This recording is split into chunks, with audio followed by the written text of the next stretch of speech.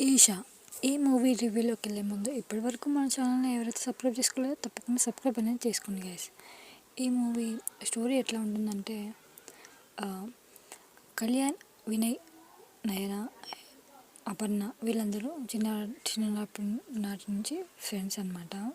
దయ్యాలు, ఆత్మలు లేవని అసలే లేవని బలంగా నమ్ముతూ ఉంటారు. మూఢనమ్మకాల పేరుతో జనాల్ని దోచుకుంటున్న అమాయకుల చావులకు కారణమవుతున్న బుర్రీ బాబాలను దొంగ స్వాములు ఆకట్టించుకునే పనిగా పెట్టుకుంటారు. ఈ క్రమంలో వారికి ఆంధ్ర, ఒడిశా సరిహద్దులో జీవిస్తున్న ఆదిశేవ్ అంటే పృథ్వీరాజ్ బాబా గురించి తెలుస్తుంది. దీంతో అతని ఆట కట్టించేందుకు ఈ క్రమంలో వాళ్లకు ఆంధ్ర, ఒడిశా సరిహద్దులో జీవిస్తున్న ఆ బాబా గురించి తెలుస్తుంది. దీంతో అతని ఆట కట్టించేందుకు ఆ నలుగురు మిత్రులు సిద్ధమవుతారు. ఆత్మలు ఉన్నాయని నిరూపిస్తే అనే సవాల్ అతని నుంచి వాళ్ళకి దూరం అవుతుంది. దీంతో ఆదిశేవ్ విసిరిన సవాల్తో భాగంగా ఆ మిత్రులంతా 3 రోజుల పాటు పాడుపడిన బంగ్లాలో జీవించేందుకు సిద్ధమవుతారు. మరి ఆ తర్వాత ఏమైంది, అక్కడ వాళ్ళకి ఎదురైన భయానకరమైన ఏం జరిగింది అక్కడ. నలుగురి మిత్రుని చంపాలన్న పగతో ఓ గిరిజన నుండి శరీరంలో దూరిన పుణ్యవతి ఆత్మ కథేంటి అనేది తెలియాలంటే మూవీ మొత్తం కూడా చూడాల్సిందే. స్టోరీ దయ్యాలు, ఆత్మలే లేవు, ఉన్నాయని నమ్మేవాళ్ళు ఎంతమందో ఉన్నారు, లేవని వాదించే వాళ్ళు అంతేమంది ఉన్నారు. ఈ ఈషాది కూడా దయ్యాలు, ఆత్మలు ఉన్నాయా లేదా అనే కోణంలోనే ఈ స్టోరీ అయితే సాగుతుందన్నమాట. నిజాయితీకి తరహా కథలో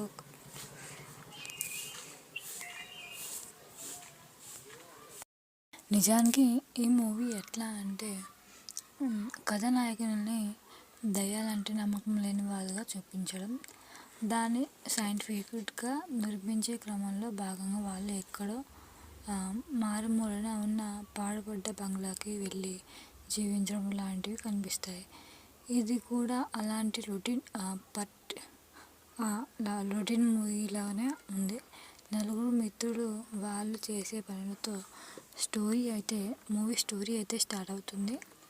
డైరెక్టర్ ఆదిదేవ్ బాబాని వెతుక్కుంటూ వారు ప్రారంభించడం మధ్యలో ఓ అనూహ్య ప్రమాదాన్ని ఎదుర్కోవడం స్టోరీ మలుపు తిప్పుతుంది. ఇక వాళ్ళంతా అది సవాల్ మేరకు పాడుపడ్డ బంగ్లాలో అడుగు పెట్టడంతో స్టోరీ కొంచెం ఇంట్రెస్టింగ్గా అయితే సాగుతుంది.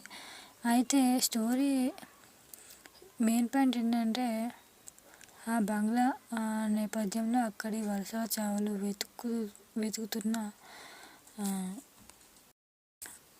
వారి ప్రయాణం ప్రారంభించడం, మార్గ మధ్యలో ఓ అనూహ్య ప్రమాదాన్ని ఎదుర్కొనడం స్టోరీని అయితే మలుపు తిప్పుతుంది. ఇక వాళ్ళంతా అది సవాల్ మేరకు పాడుపడ్డ బంగ్లాని అడుగు పెట్టడంతో స్టోరీ సంఘర్షణ స్టార్ట్ అవుతుంది.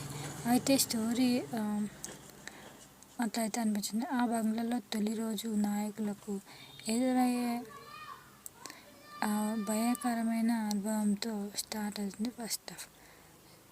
అండ్ ఇంటర్వెల్ తీరు అయితే ఎప్పుడు మనం ఊహించినట్టుగానే ఉంది.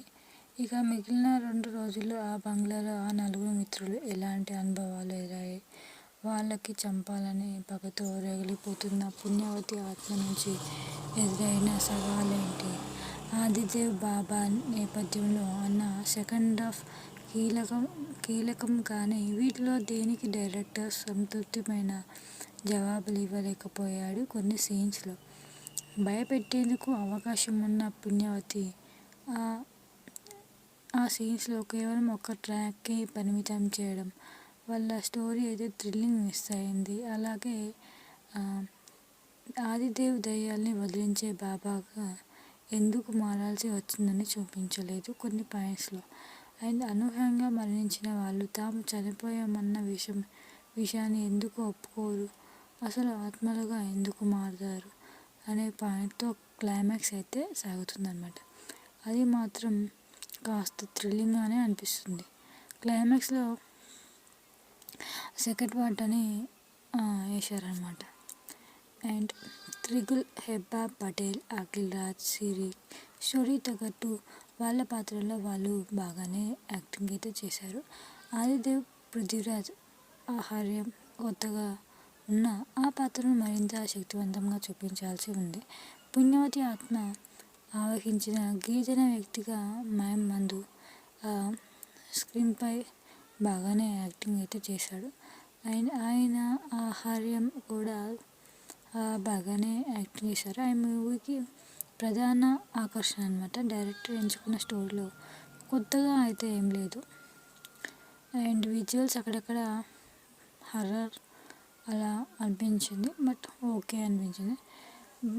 ఈ మూవీకి ప్లస్ పాయింట్స్ వచ్చేసి ఫస్ట్ హాఫ్లో హర్రర్ సీన్స్ బాగున్నాయి, క్లైమాక్స్ బాగుంది. మైనస్ పాయింట్ రొటీన్ ఎప్పుడు మూవీస్లో చూసినట్టుగానే ఉంది, కొన్ని చాలా సీన్స్ కూడా. అండ్ అదే. అండ్ ఈ మూవీ లాస్ట్లో ఒక మాట చెప్పారంటే, ఈషా అక్కడక్కడ భయపెడుతుంది, చివరిలో క్లైమాక్స్ బాగుంటుంది. క్లైమాక్స్ ఫస్ట్ హాఫ్లో కొన్ని సీన్స్ వన్ టైం వాచబుల్ అనమాట. అండ్ నాకైతే అలా అనిపించింది గైస్. ఈ మూవీకి నేను ఇచ్చే రేటింగ్ 3 పాయింట్స్ అనమాట అవుట్ ఆఫ్ 5.